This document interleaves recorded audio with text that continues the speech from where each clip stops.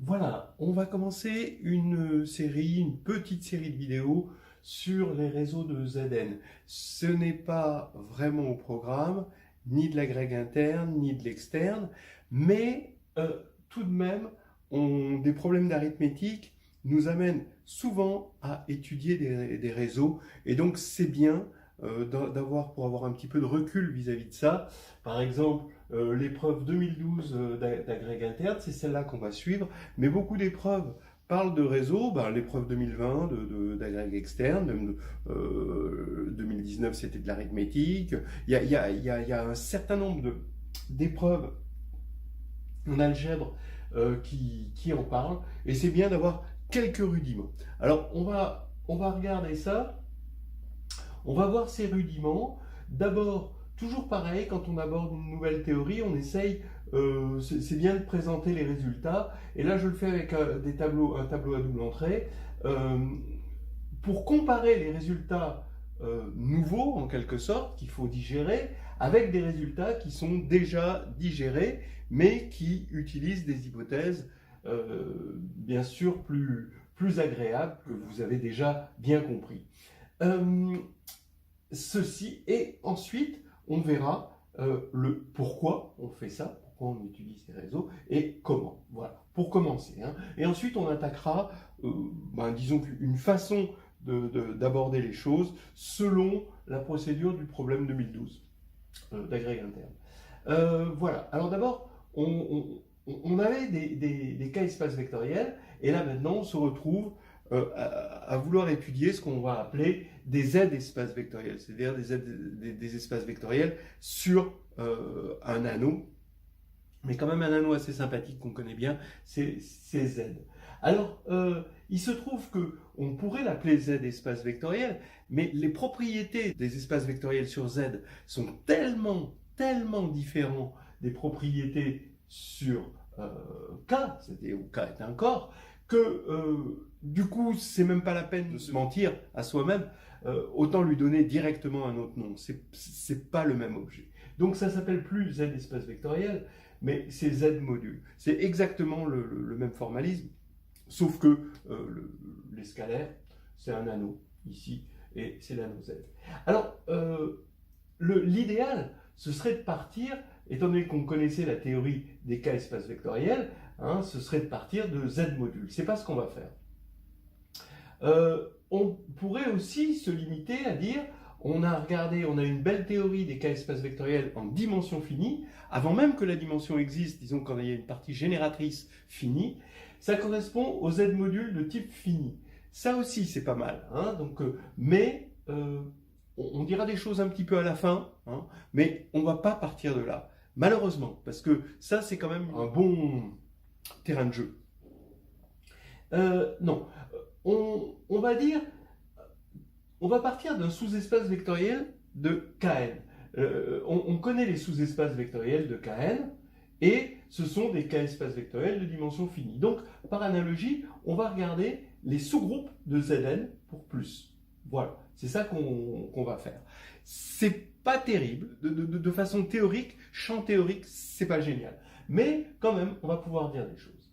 Alors là, qu'est-ce qu'on avait? On avait des familles génératrices, d'accord? Bon, d'abord, on avait des combinaisons linéaires, d'accord? Donc on prend des éléments de Kn, et puis on les combine, on fait des combinaisons K linéaires sur le corps K, et bien là pareil, on peut faire des combinaisons Z linéaires, ça c'est bon. On définit des familles génératrices, donc là pareil, famille génératrice grâce aux combinaisons Z linéaires, des familles libres. Si une combinaison Z linéaire est nulle, alors c'est que la combinaison est nulle, c'est que tous les scalaires sont nuls. Donc là, on a les familles libres aussi, et donc on a des bases. Il est important de regarder déjà pour n égale 1, toujours commencer par n égale 1, l'histoire de commencer à se faire une petite intuition, sans bien sentir les interdits de la théorie. Alors, pour n égale 1, les sous-espaces vectoriels de K, ça va être 0 et K. Bon, voilà, c'est ça. On n'a pas le choix, grâce à la théorie de la dimension, on sait que c'est ça. Mais n égale 1, les sous-groupes de Z, plus, on sait qu'ils sont de la forme AZ. Alors déjà, on voit qu'il y a une grosse différence, parce que là, le théorème de la base incomplète, bah, c'est fichu. Hein. Qu'est-ce qu'on a comme base de z? Bah, c'est 1 ou moins 1. Mais 2 n'est pas une base, il engendre que les éléments pairs, d'accord, par exemple. Mais il ne peut pas se compléter en une base. Il est libre, bien sûr, 2 est libre parce qu'il est non nul, mais quand on va le compléter avec un autre élément, il y aura forcément une relation.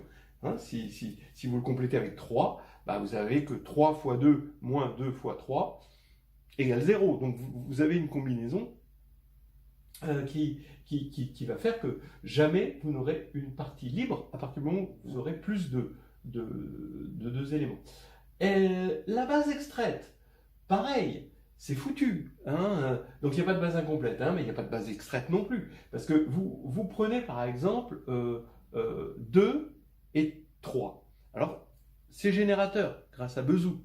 Parce que 2 et 3 sont premiers entre eux. Donc, quand vous allez faire des combinaisons de 2 et de 3, vous allez avoir 1. Et si vous avez 1, vous avez tout le monde. Donc, maintenant, donc ça va être une famille génératrice. Mais, si vous extrayez juste 2 ou juste 3, bah, vous n'aurez jamais une base. Donc, d'une famille génératrice, on ne peut pas en extraire une base, on le voit. Donc maintenant, on commence à voir la prudence et la différence entre ce qui se passe là et ce qui se passe là. Alors maintenant, on va avoir à la fois une notion de dimension. Je vous rappelle qu'ici,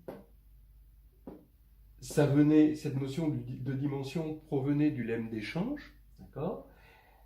Et là, il se trouve qu'on va avoir une notion de dimension. C'est-à-dire que deux bases vont avoir le même cardinal dans ce monde-là. Hein. Voilà. Maintenant, il y a le théorème de la base incomplète qui nous assurait l'existence de base. Ici, on va aussi avoir l'existence de base sans passer par le théorème de la base incomplète.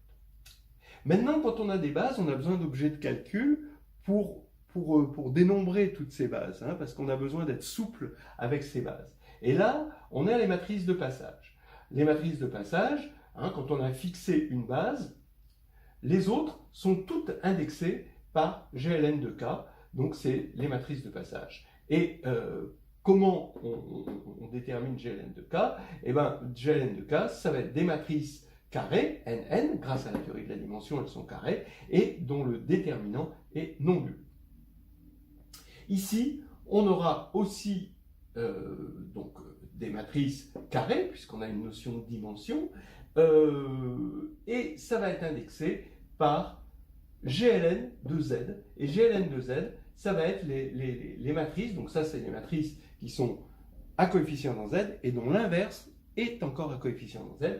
Et ici, pour qu'une matrice soit qu'une matrice de Mn de Z soit dans GLN de Z, il suffit que son déterminant soit égal à plus ou moins 1. Donc on voit que l'important, c'était pas nul ou non nul, c'était plus d'être inversible ou non inversible. Puisque là, c'est non nul, ça veut dire les inversibles de K, et plus ou moins 1, ça veut dire les inversibles de Z. Voilà. Pour ce qui est du théorème de la base incomplète, on va devoir se satisfaire de quelque chose d'assez modeste, même si après on pourra donner des résultats plus généraux.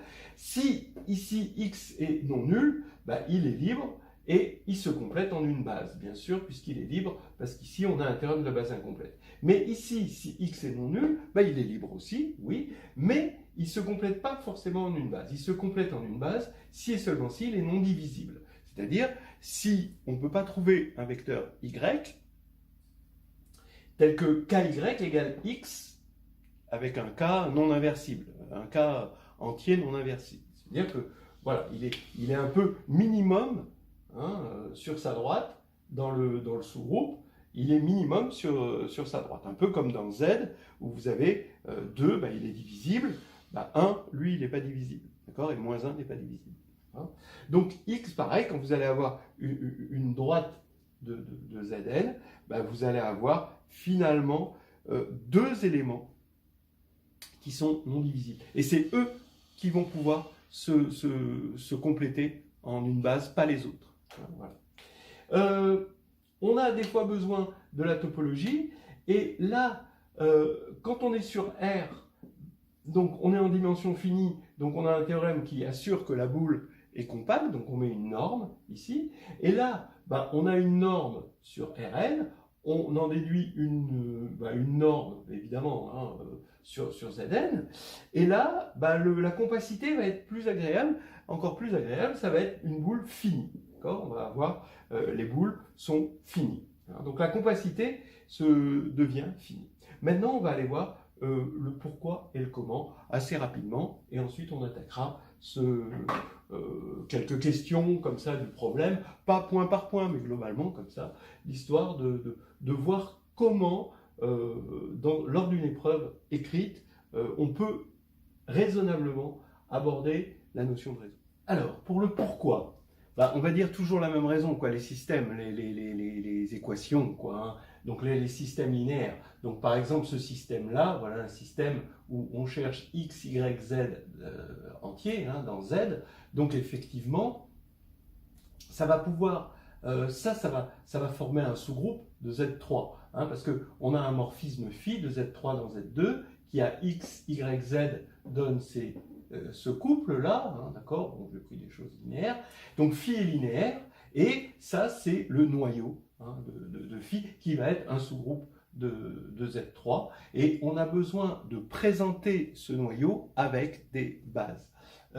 Voilà, et c'est la meilleure présentation qu'on peut avoir de l'ensemble des solutions qui va être un réseau. Des équations de congruence. Là par exemple, y moins x est congru à 0 modulo 3, d'accord. Alors comment ça s'écrit? Ça peut s'écrire encore avec un système, hein, d'accord. Vous avez x égale x et y égale x plus 3t, avec t, bon x est dans z évidemment, et t est dans z aussi. Donc ça nous fait xy égale x fois 1, 1 plus t fois 0,3. Donc ici, on a une base, ici 1, 1 et 0,3.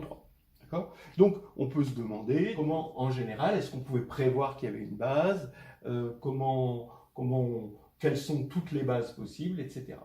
Voilà, donc en général, si on doit le regarder avec des morphismes, ça veut dire qu'on a de Z2 dans Z sur 3Z cette fois-ci, hein, un morphisme phi qui a XY associe Y moins X, modulo 3. Donc. Et on cherche le noyau de phi qui va être encore un réseau, c'est-à-dire un sous-groupe de Z2.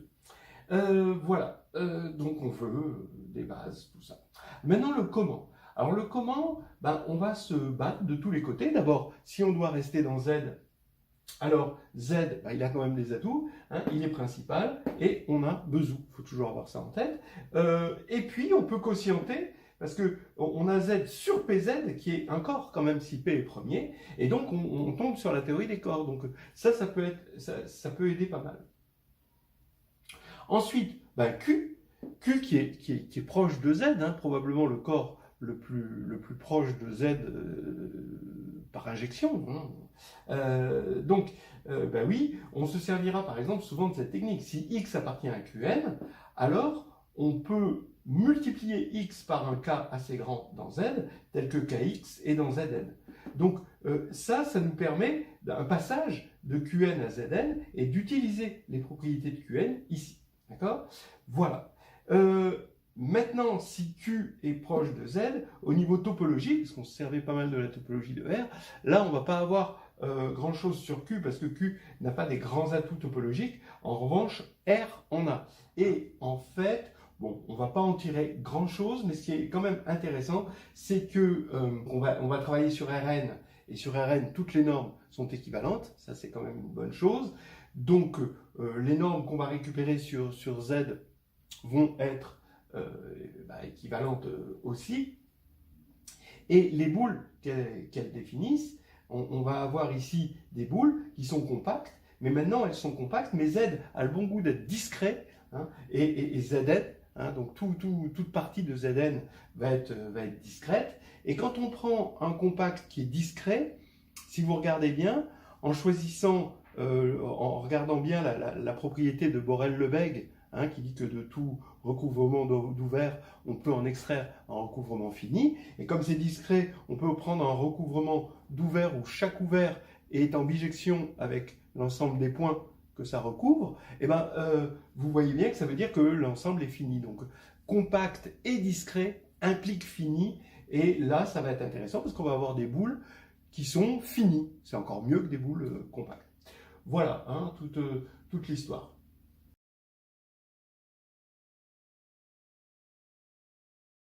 Alors, pour montrer qu'il y a une vraie histoire de dimension, en attendant de montrer l'existence même de base, on va se situer dans Zn et on va choisir une base. Alors a priori, je vais faire le candide, je vais prendre une base de cardinal K.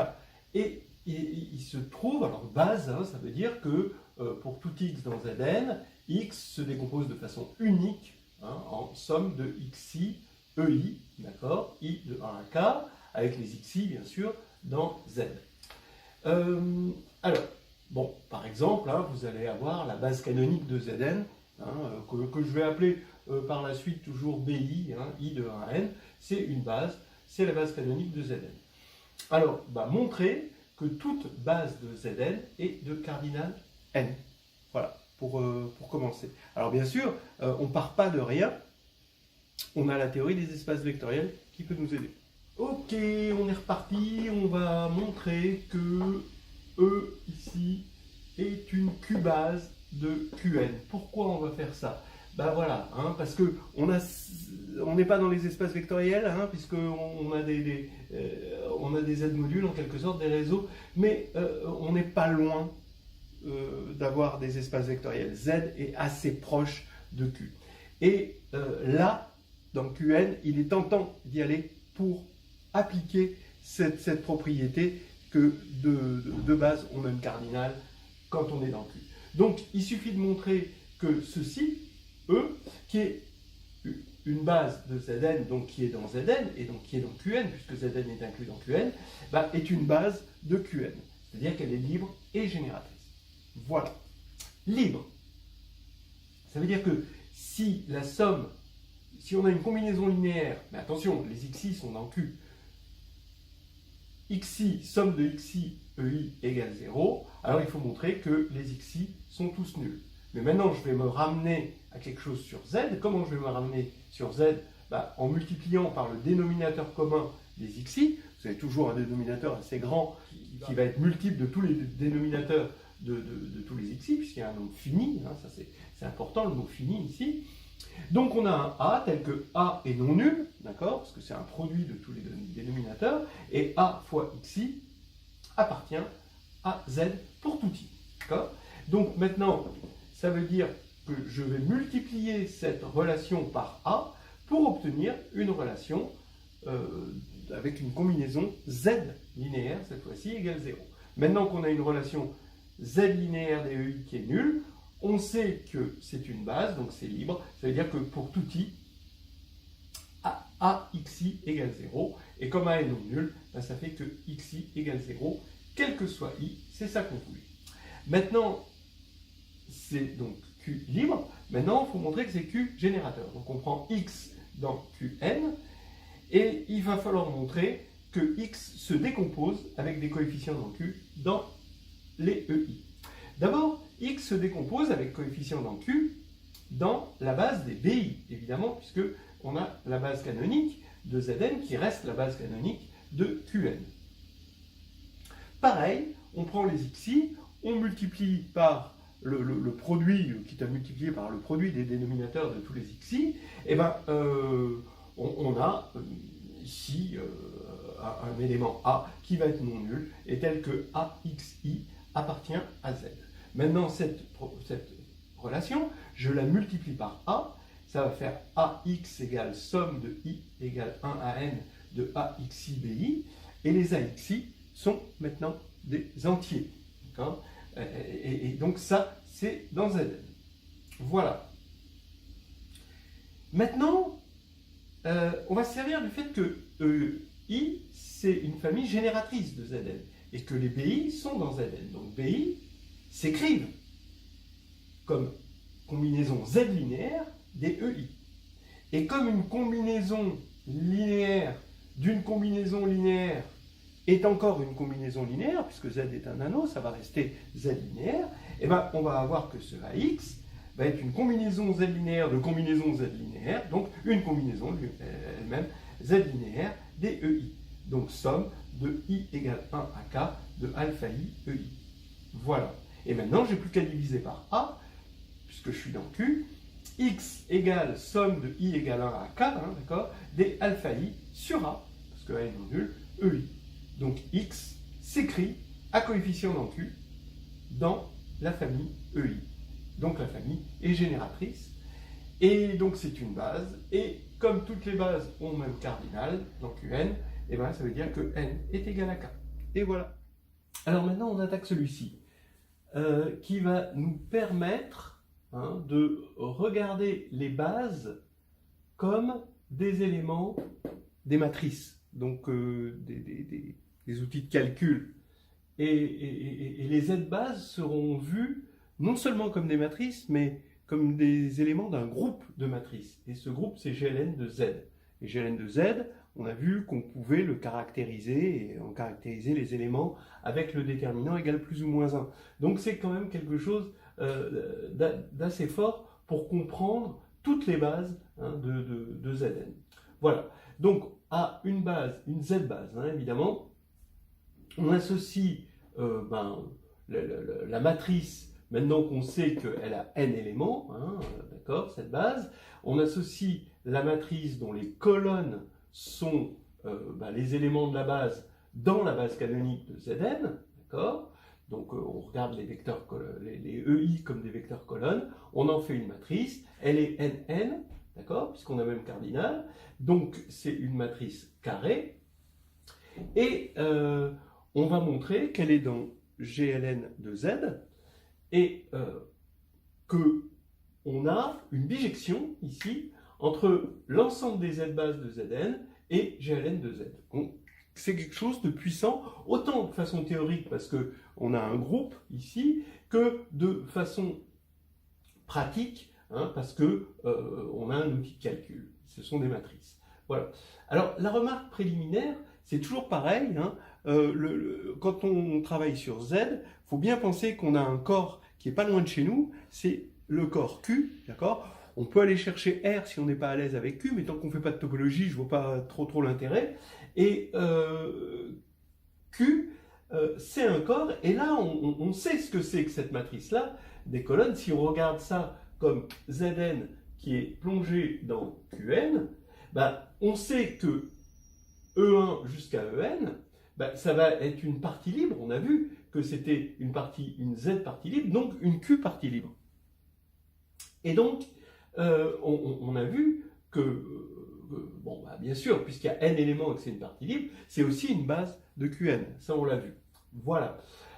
Donc, là, on a une application qui marche bien. C'est l'application qui a une base de Qn, associe la matrice de passage de la base canonique de Qn vers cette base, d'accord, vers la base E. Et ça, on sait déjà que ça va être dans GLN de Q. Donc c'est déjà du travail de fait, d'accord, qui va nous aider. Alors si vous préférez travailler sur R, travaillez sur R, mais il n'y a pas tellement d'intérêt. Le tout, ici, on va chercher des propriétés de corps pour avoir des propriétés d'espace vectoriel, et ça nous suffit. Voilà. Donc on est en train de regarder l'application qui a une base de Qn associe la matrice de passage. Et donc ça va dans GLN de Q, et ça, on sait que c'est une bijection. Donc maintenant, juste le truc, c'est qu'il faut montrer que c'est une bijection vers GLN de Z, d'accord? C'est juste ça. Donc ME, il faut montrer que c'est dans GLN de Z. Donc là, on se pose la question.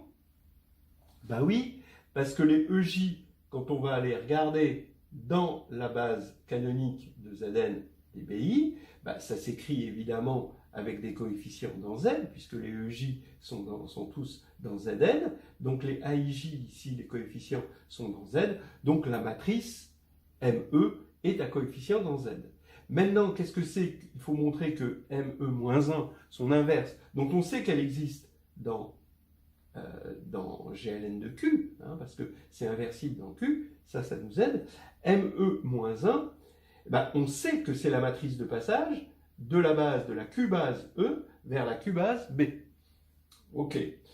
Donc ça veut dire que ce sont les vecteurs de B, donc de la base canonique, dans la base E en colonne.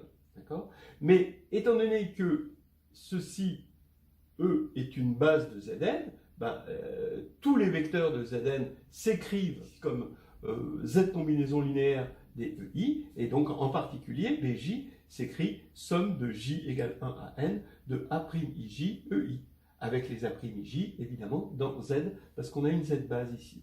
Donc ça veut dire que ME-1 est un coefficient dans Z, et c'est ce qui suffit pour montrer que ME est dans GLN de Z. Voilà. Donc maintenant, il faut montrer que c'est injectif et surjectif. Mais injectif, c'est déjà injectif. D'accord ? Parce que ça l'était déjà dans QN. Donc ça reste l'injectivité. Cette application, c'est juste une restriction d'une application bijective à, ici, l'ensemble des bases, des Z bases. D'accord ? Au départ, on part des Q bases et là, on se restreint à l'ensemble des Z bases. Donc ça reste injectif, donc il n'y a pas de problème. La surjectivité, bon, oui, parce qu'il faut partir de M appartient, parce que ça c'est surjectif là-dessus, mais maintenant, il faut partir de M dans GLN de Z, et il faut prendre E, tel que, donc E, la Q base, a priori, tel que M, c'est la matrice de passage de B vers E, donc ça, en tant que Q-base, ça existe, mais, vu que M est un coefficient dans Z, EJ, tous les EJ de cette Q-base sont dans Zn. A priori, ils sont dans Qn, mais comme M est un coefficient dans Z, c'est dans Zn. Comme c'est une partie libre, puisque c'est une Q-base, c'est une partie libre sur Q, forcément c'est une partie libre sur Z. Donc ça pose pas de problème, d'accord ? Parce qu'il faut montrer que c'est maintenant que c'est une Z base. Ici, on veut que ce soit une Z base. Donc c'est déjà une partie libre. Et pourquoi c'est générateur ? Parce que si je pose M-1 égale A'Ij, je sais que comme M est dans GLN de Z, M-1 est au moins dans Mn de Z, d'accord ? Et donc M-1, c'est la matrice de passage de E vers B, c'est-à-dire que c'est B dans la base EI, c'est B qui s'écrit dans la Q-base EI, ici, et donc ça veut dire que BJ s'écrit comme Z combinaison, parce que c'est ce Z-là, comme Z combinaison des EI. Donc, comme tout vecteur de Zn s'écrit comme Z combinaison des BI et que les BI s'écrit comme Z combinaison des EI, tout vecteur va s'écrire comme Z combinaison des EI et ça veut dire que c'est générateur. Donc on a bien trouvé une Z base ici qui est l'antécédent de M. Donc c'est surjectif et c'est terminé. Voilà. Alors, là, tout de suite, une application pour n égale 2. Soit AB, d'accord, un vecteur de Z2, un vecteur, si vous voulez l'appeler un vecteur. En théorie, c'est pas un vecteur, c'est pas un espace vectoriel. Donc, bon, un couple, ouais, de Z2, donc A et B sont des entiers, et il faut montrer que ça se complète en une Z base, si et seulement si A et B sont premiers entre eux.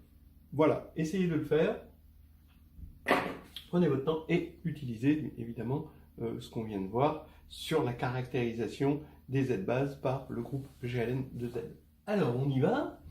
On va montrer dans ce sens-là, là comme ça. C'est assez rigolo. Si A et B sont premiers entre eux, on a Bezout qui nous dit qu'il va exister deux entiers U et V tels que UA plus VB égale 1. Donc c'est l'identité de Bezout. Et donc, ça veut dire que le déterminant, ça je l'écris de façon déterminantale, AB moins VU est égal à 1. Mais est égal à 1, on a vu que ça a entraîné que la matrice AB moins VU, puisque 1 est inversible dans Z, moins VU, c'est dans GL2 de Z. Voilà. Mais ça, on a vu que comme c'est dans GL2 de Z, ça veut dire que AB et moins VU est une Z base de Z2. Hein, voilà, d'accord. Donc c'est bon, on a complété AB en une base. Maintenant, on va faire l'implication directe par la contraposée. On va supposer ici que ce n'est pas premier entre eux et on va montrer que ça ne se complète pas en une Z base. Donc si ce n'est pas premier entre eux, c'est qu'on a un D non inversible qui divise A et B, on va dire. C'est-à-dire que A est égal à DA' et B est égal à DB' avec D différent de 1 et moins 1. Maintenant, je prends un vecteur quelconque alpha bêta de Z2, d'accord? Et bien, je vois que le déterminant de AB alpha bêta, par linéarité, multilinéarité du déterminant, je peux mettre D ici en facteur, et j'ai D facteur d'un élément de Z, hein, tout ça c'est dans Z, A', B' sont dans Z, alpha, bêta sont dans Z, donc le déterminant là il est dans Z. Donc ça ne pourra jamais être égal à 1, ni moins 1, d'accord? Parce que D divise ce déterminant. Donc ça veut dire que, d'après ce qu'on a vu tout à l'heure, que AB ne peut pas se compléter en une base. Vous voyez le côté vraiment pratique hein, du déterminant et de la vision matricielle hein, des bases. Voilà.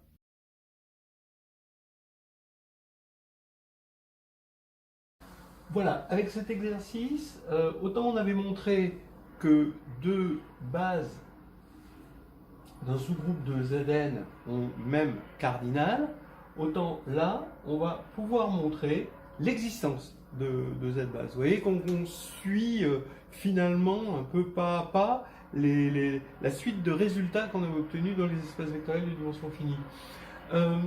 Bon, alors voilà la preuve. Hein. On va considérer P, donc soit lambda, un sous-groupe de Zn pour plus.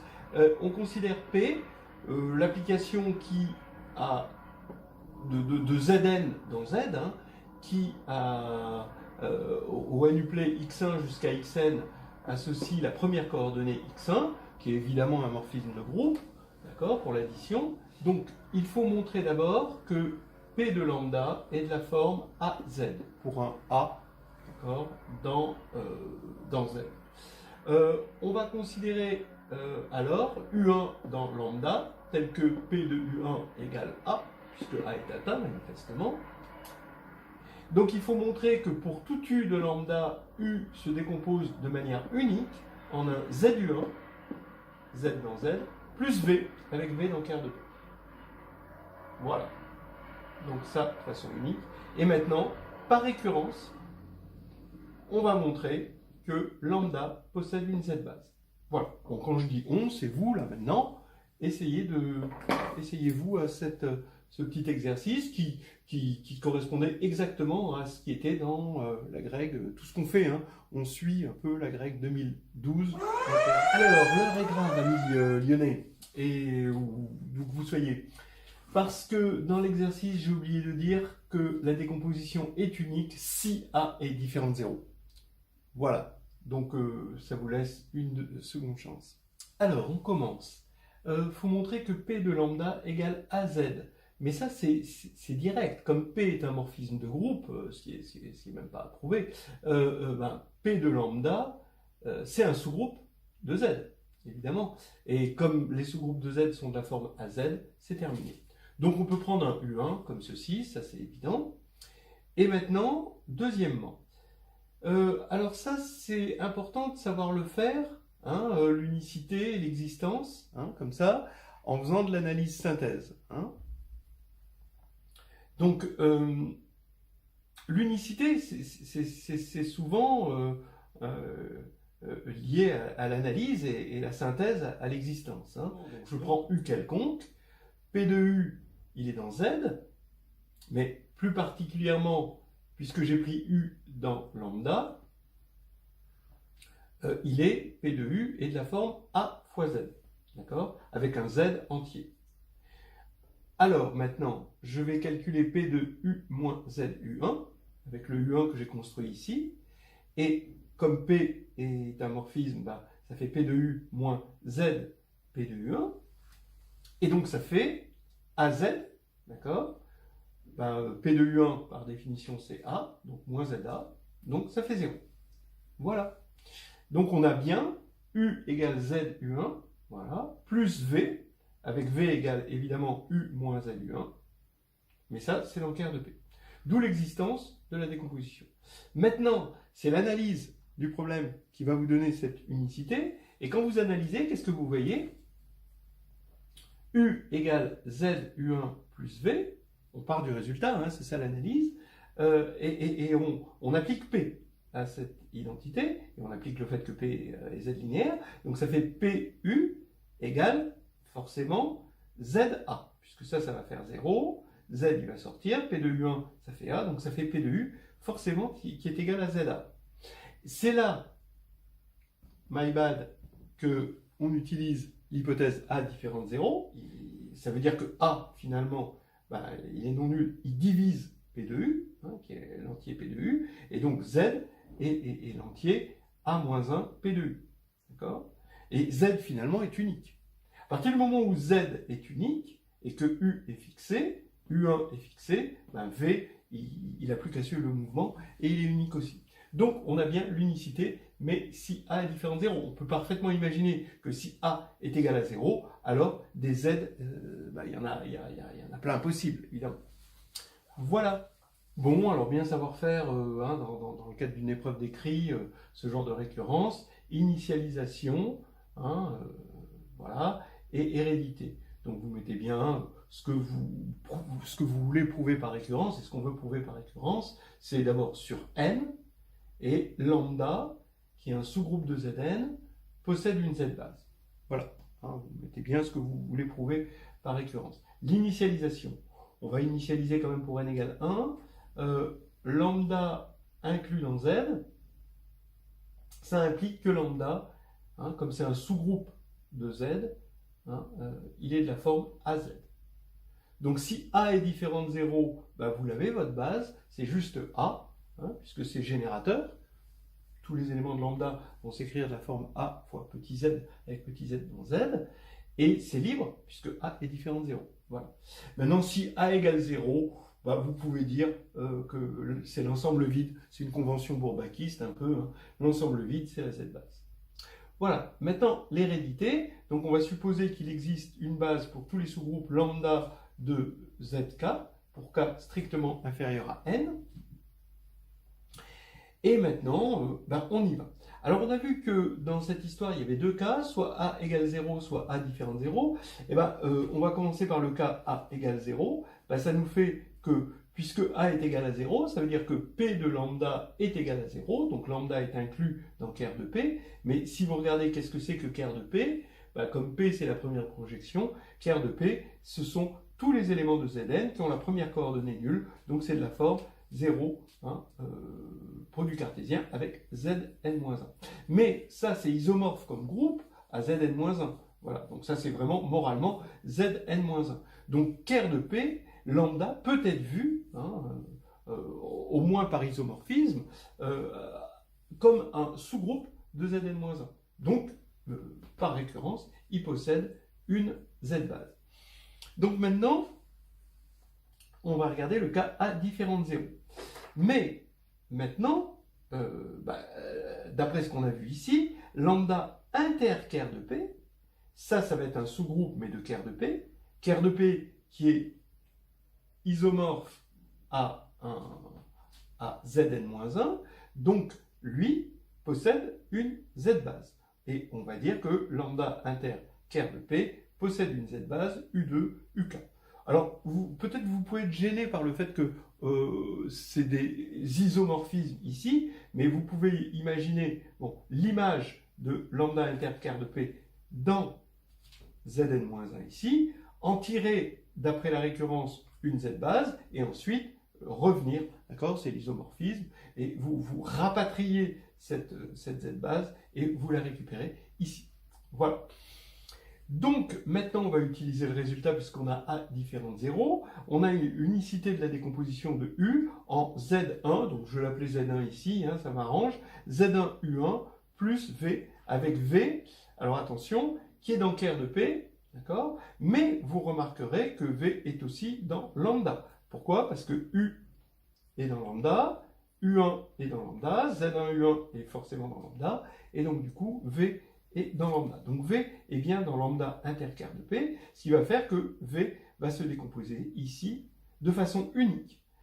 Donc on a unicité de la décomposition de U en Z1 U1 plus V, plus l'unicité de cette décomposition, et ben, ça nous fait une unicité de la décomposition, et on va récupérer une Z base de lambda U1, U2 jusqu'à UK.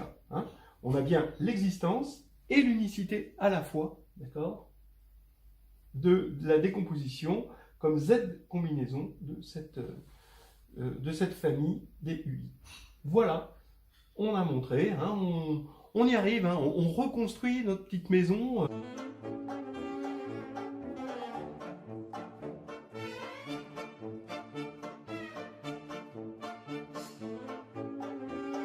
À partir de ce qu'on peut, en s'aidant principalement des résultats pour Q et d'un petit peu de bricole.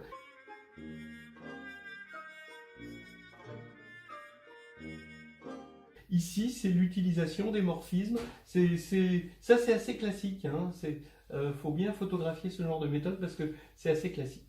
Voilà. Alors, maintenant, ça y est, on peut commencer à sentir la base incomplète dans le cadre de ces sous-groupes de Zn, qu'on appelle des réseaux hein, de Zn. Bon, alors c'est un début de base incomplète. Hein. Bon, alors déjà c'est incomplet, alors c'est vraiment que c'est une base, c'est la base, hein. Et un début de base incomplète, c'est pas grand chose, mais c'est un début. Voilà, mais de base incomplète. Alors, on y va. Soit lambda, un sous-groupe de Zn. On va dire que U dans lambda est non divisible dans lambda, si U est non nul, ouais. Et si U, à partir du moment où il s'écrit, il est multiple d'un certain V dans lambda, il est Z multiple de V et V dans lambda, alors ça ne peut être possible que si V égale plus ou moins U, c'est-à-dire T est inversible. Hein. Alors, on y va, regardez ce qui se passe. D'abord, si U1, UK est une Z base de lambda, alors les UI sont non divisibles. Voilà. Voilà. Et maintenant, on veut montrer que réciproquement, si U est non divisible, dans lambda, il se complète en une Z base de lambda. Voilà en gros. Alors, il y a une indication. Hein, on se ramène au cas où lambda égale ZK. Bah oui, grâce au théorème d'existence d'une base. Si U est égal à R1 jusqu'à RK, hein, U dans ZK maintenant, on s'est ramené à ça, on montre qu'il existe S1 jusqu'à SK tel que la somme des SI RI est égale à 1, et maintenant on considère phi, l'application qui va de ZK dans Z, ça va être un morphisme de groupe, hein, à XI, au quadruplet XI, ça associe la somme des SI XI. Voilà. Donc maintenant, allez-y. Alors déjà la question 1, d'accord? Alors, on veut montrer que si U1 jusqu'à UK est une Z base de lambda, alors les UI sont non divisibles. Donc on va fixer une Z base déjà E1 jusqu'à EK de lambda, puisqu'on sait que ça existe maintenant, et ça a même cardinal, donc il y en a bien 4 ici.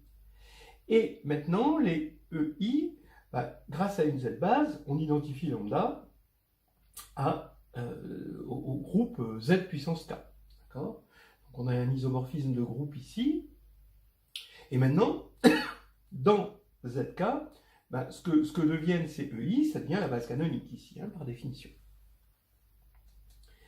Maintenant, je vais prendre U1 jusqu'à UK, ici. C'est une Z base de lambda. Et bon, c'est indolore de la passer, de la voir comme une Z base de ZK, maintenant, puisqu'on a un isomorphisme. Et le fait que montrer que les UI sont non divisibles là-dedans, ça revient à dire que les UI sont non divisibles là-dedans, hein, puisque comme on passe par un isomorphisme de groupe, ça va rester vrai. Donc, maintenant qu'on est dans ZK, je vais pouvoir considérer la base que j'appelle encore U1 UK parabule de langage M égale, je vais regarder, la matrice M, c'est cette base-là, d'accord, U1, UK, en colonne, dans la base canonique de ZK, d'accord. Et on a vu que M était dans GLK de Z. Donc maintenant, je sais que son déterminant, c'est plus ou moins 1, mais son déterminant, c'est le déterminant des UI en colonne.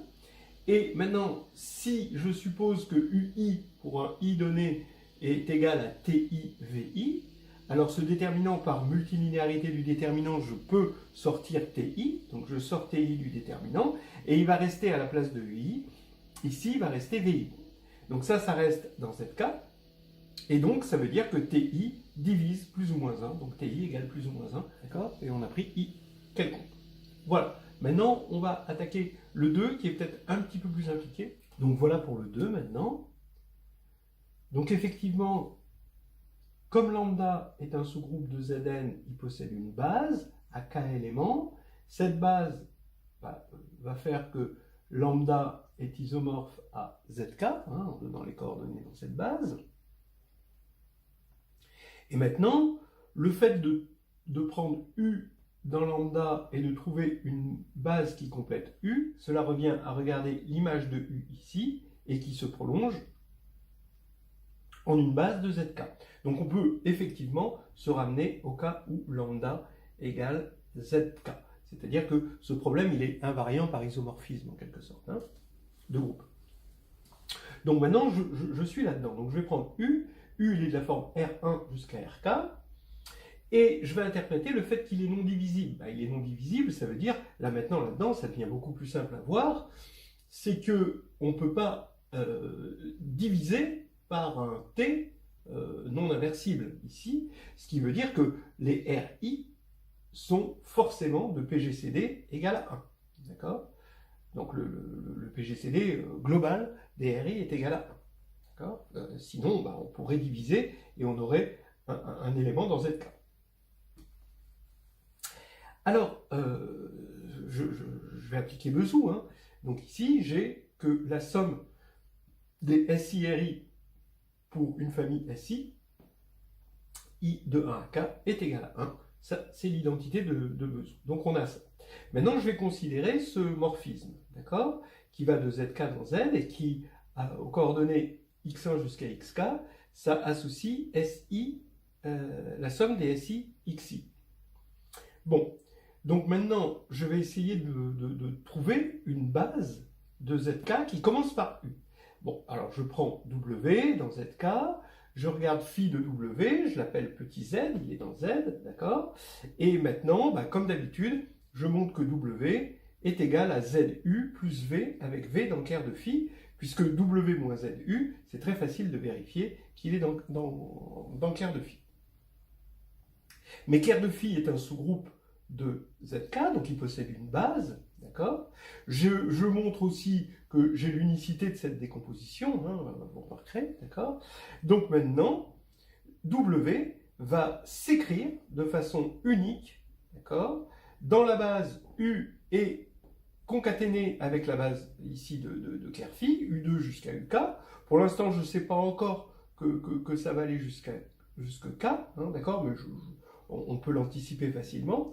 Et donc, U2 jusqu'à UK, par existence et unicité de la décomposition, est bien une base de ZK. D'accord? Donc, c'est comme dans l'exercice précédent, c'est pour ça que je suis allé un peu plus vite. Et du coup, comme c'est une base aussi, elle possède K éléments, puisqu'il y a déjà la base canonique qui a K éléments, et toutes les bases ont même nom d'éléments, ça on l'a démontré, donc c'est bien K qu'on a ici. Donc ça donne un début de base incomplète qu'on va essayer de réinterpréter d'une autre manière pour pouvoir énoncer des propriétés plus générales.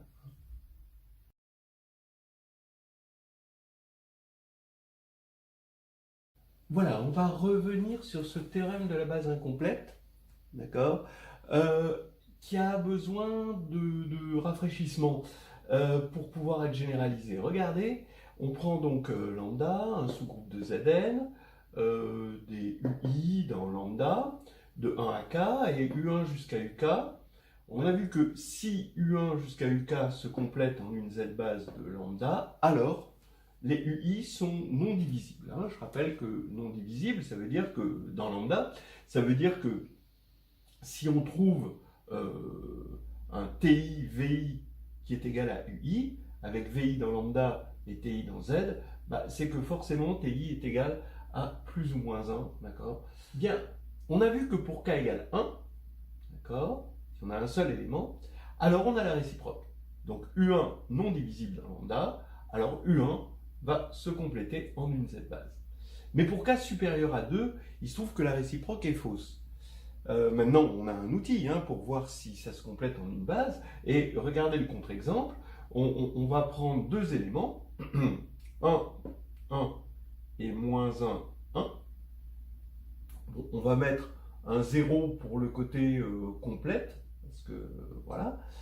Ils sont non divisibles l'un et l'autre, mais dans Z3, ils ne se complètent pas en une base, parce que si je mets x, y, z ici, eh bien, avec x, y, z entier, donc je regarde une z base de Z3, eh bien, je vois bien que le déterminant, ici, ça va faire 2z. Un petit calcul facile va me montrer que ça fait 2z, et 2z, ça fera jamais plus ou moins 1. Donc du coup, ces trois vecteurs ne formeront jamais une base. Or, il faut trois vecteurs exactement pour former une base de Z3, ça on l'a vu, donc c'est pas possible. On aurait pu aussi le faire dans Z2 et puis dire que ça se complète pas en une base, juste un 1 et moins un 1. Mais disons que là, c'est peut-être un petit peu plus spectaculaire dans le sens ne se complète pas vraiment. Voilà. Donc il va falloir trouver une autre façon de le dire pour k égale 1 pour que cela se généralise. Là, le côté non divisible, ça marche pas, c'est un peu naïf. Donc on va le dire autrement. Alors pour faire cette généralisation, on va avoir besoin d'une définition. On va parler de groupe sans torsion. Donc on va prendre un groupe G. Là, exceptionnellement, on va le noter multiplicativement. Il va être dit sans torsion si, quand x puissance k est égal à e, avec bien sûr k différent de 0, et x dans G, bien sûr, alors x forcément est égal à e. Donc, voilà, il n'y a pas de torsion, on peut pas, torsion dans le sens, on peut pas, quand on prend les puissances de x, comme ça, revenir, c'est l'image de cette torsion, on revient sur l'élément neutre. Donc, par exemple, z, il est sans torsion, Zn est sans torsion, par exemple, vous prenez x dans Zn, alors attention, là, Zn, il est noté additivement, donc la torsion, il va falloir prendre kx, ça devient kx égale 0, le nuplet 0, c'est ça qu'il faut comprendre, et comme k est différent de 0, ça fait évidemment x égale 0. Donc Zn est sans torsion, Z évidemment est sans torsion, E est sans torsion, évidemment, puisqu'il n'y a que E, donc E, on peut imaginer qu'il est sans torsion. D'accord? Voilà. Et regardons ce que ça donne déjà pour Z. Les bases de Z, vous vous rappelez, c'est 1 et moins 1. C'est les seuls. Et regardez le rapport qu'il peut y avoir avec la notion de torsion. Z sur AZ, il est sans torsion quand pour A égale 0, évidemment, parce que là, pour A égale 0, ça fait Z. Pour A égale 1, parce que ça fait 0, c'est trivial. Pour A égale moins 1 aussi, c'est trivial. Mais si vous regardez Z sur 2Z, vous allez avoir un élément de torsion. Vous allez avoir 1 qui va avoir une 2 torsion ici. D'accord? Et à chaque fois que vous prenez A différent de 1, 0 et moins 1, vous allez voir que vous aurez le générateur 1 qui va évidemment avoir de la torsion. Donc, déjà, ça a éliminé pas mal de choses. Mais il y a encore 0. Donc, on va rajouter libre. Si A est libre et Z sur AZ est sans torsion, alors on est bien tombé sur 1 et moins 1 et on a une base. Donc, en fait, ça commence à être un bon outil qui va se généraliser, cette notion de torsion plutôt que de divisibilité où ça marche pas. Voilà. Donc, maintenant, voilà la proposition. Soit lambda, un sous-groupe de Zn, U dans lambda, non nul, c'est-à-dire libre, en fait c'est comme ça que ça va se généraliser, c'est d'être libre. D'accord? Alors, les propositions, les conditions suivantes sont équivalentes. U est non divisible dans lambda, U se complète en une base de lambda, et lambda sur U est sans torsion. Alors, on a vu que 1 et 2 étaient équivalentes. On va montrer que 2 implique 3, et ensuite on va montrer que 3 implique 1. Comme ça, on aura des équivalences partout. Allons-y. 2 implique 3. Donc on va dire U égale U1, hein, d'accord? Ce sera plus harmonieux pour la suite. Alors, donc U1 va se compléter en une base de lambda. Donc on va avoir cette base U1, U2 jusqu'à UK, une base de lambda. Très bien.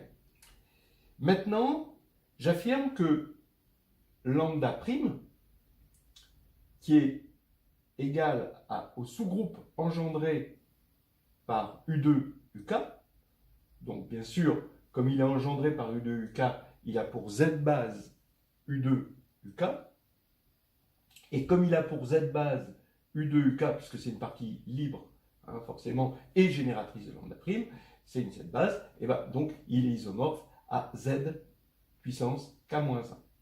Okay, donc, ce sous-groupe, j'affirme qu'il est isomorphe au quotient lambda sur U. Donc, je vais exhiber l'isomorphisme. Bah, c'est juste X donne X bar. C'est-à-dire, si on veut, la restriction de la surjection canonique, hein, qui normalement est de lambda vers lambda sur U, sa restriction à lambda prime. D'accord ? Donc X, c'est juste donne X bar. Alors, pourquoi c'est un isomorphisme là ? Bah, parce que le noyau, qu'est-ce que c'est que le noyau ? Bah, ça va être, bon, ici c'est U1, hein, vous avez compris. Le noyau, bah, c'est l'intersection, comme c'est une restriction, c'est l'intersection du noyau de la surjection canonique avec lambda prime. Donc là, le noyau de la surjection canonique, c'est U1, donc c'est U1 inter lambda prime ici. Mais là, comme ici, on a une partie libre, bah forcément, ça c'est 0. D'accord ? Donc le noyau, c'est 0. Et l'image, bah, j'affirme que l'image, c'est lambda sur U1. Bah, c'est parce que si on part d'un élément ici de lambda sur U1, il est de la forme X bar avec X dans lambda. Mais X dans lambda, comme on a une partie génératrice, il s'écrit sous la forme x1u1 plus x2u2, etc., plus xk. Comme c'est un bar, bon bah maintenant je vais pouvoir mettre des barres, distribuer mes barres, et ici c'est 0, puisque on est dans le quotient. Et donc j'ai ça, et donc je peux le relever en un élément de lambda prime, c'est cet élément-là. Voilà. Donc j'ai gagné, hein, d'accord ? U se complète en une base, bah, lambda sur U est sans torsion, puisque lambda sur U1 est isomorphe à lambda prime, et lambda prime, c'est zk-1, d'accord ? C'est isomorphe à zk-1, donc lui est isomorphe à un groupe qui est sans torsion, donc il est lui-même sans torsion. C'est évidemment, la notion d'être sans torsion est un invariant par isomorphisme. Hein ? Voilà. Maintenant, on va attaquer 3 implique 1. Alors, montrons que 3 entraîne 1. Et ce sera fini, hein, parce qu'on avait vu que ça, c'était équivalent. Alors, on suppose que lambda sur U est sans torsion, et il faut montrer que U est non divisible dans lambda. Bon. Donc, on prend V dans lambda. On suppose que T fois V est égal à U, avec T dans Z. Et il va falloir montrer que T est égal à 1 ou moins 1. Comme ça, on aura que U est non divisible dans lambda. Donc, allons-y. Alors, maintenant, on prend T, V, le tout bar, dans lambda sur U. Donc, on regarde dans le quotient, hein, l'image par le morphisme canonique. Et bien, ici, on va avoir forcément U bar. Et U bar, là-dedans, forcément, c'est 0. Hein, c'est fait pour ça. Hein, c'est un quotient T, c'est tué. Voilà, donc rendre nul, quoi, en quelque sorte. Donc ici, vous avez T V bar égale 0. D'accord ? Donc maintenant, T, on a dit qu'il était différent de 0. Hein, sinon, U serait égal à 0. Donc, maintenant, comme lambda sur U est sans torsion, on est dans lambda sur U, il n'y a pas de torsion, donc on peut éliminer le T, par définition, d'être sans torsion. Ça veut dire que V bar est égal à 0 bar. Puisque V bar est égal à 0 bar, ça veut dire que V est là-dedans, dans ce sous-groupe. Donc ça veut dire qu'il est de la forme SU pour un S entier. D'accord ? Donc V est égal à SU. Maintenant, je reprends cette égalité et j'écris V égale SU dans cette égalité. Ça fait TSU égale U. Mais je rappelle encore une fois que U est différent de 0. Donc maintenant, comme on est dans Zn, TSU est égal à U. Ça implique que TS est égal à 1. Puisque on peut regarder ça sur chaque coordonnée, en tout cas pour les coordonnées non nulles de U, et bien ça marche. Donc ça fait TS égale 1, donc avec TS entier, donc ça fait T égale plus ou moins 1, et on a montré que U était libre. Voilà, on va voir ce théorème de la base incomplète, cette fois-ci dans Zn, d'accord? Et finalement, le théorème de la base incomplète va nous dire qu'un sous-groupe possède ou non un supplémentaire dans Zn. On va le dire comme ça, soit lambda un sous-groupe de Zn, on choisit une base U1, UK de lambda. Alors U1, UK se complète en une base de Zn, si et seulement si le groupe quotient Zn sur lambda, évidemment, il y a une structure de groupe, on en abélien, Zn sur lambda est sans torsion. Voilà.